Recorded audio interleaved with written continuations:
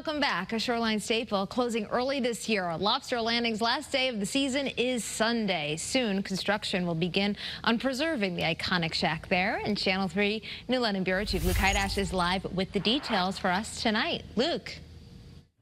Stephanie, good evening. The shack here is where they keep the lobsters and the other seafood that you can buy to take home. It's more than 100 years old. It's showing its age, that's for sure. It floods often, especially at high tide. So pretty soon, construction will start in the next few weeks to try and keep things dry. Lobster Landing is wrapping up the 2024 season. This is it. Yeah, this is it.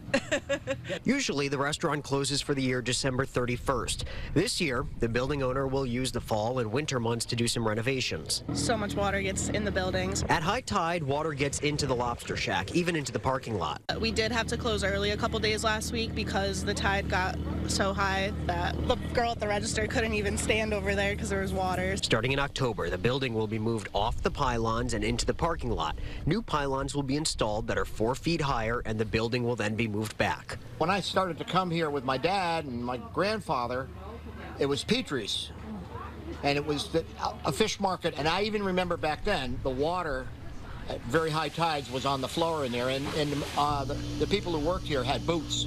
Nowadays, even at low tide, the floor is wet and the water damage is visible. Darlene Tracy remembers the flooding here as a kid. If we walked in there and the floors were wet years ago and the tide was low, then I could just imagine what it's like now. In more than 100 years, this is the first time the building will be raised, and if all goes well, the water will only be for the lobsters inside. Lobster Landing usually opens on the first Thursday of April every year. If all goes well with construction, that is the plan for 2025. Live in Clinton tonight, Luke Hydash, Channel 3 Eyewitness News.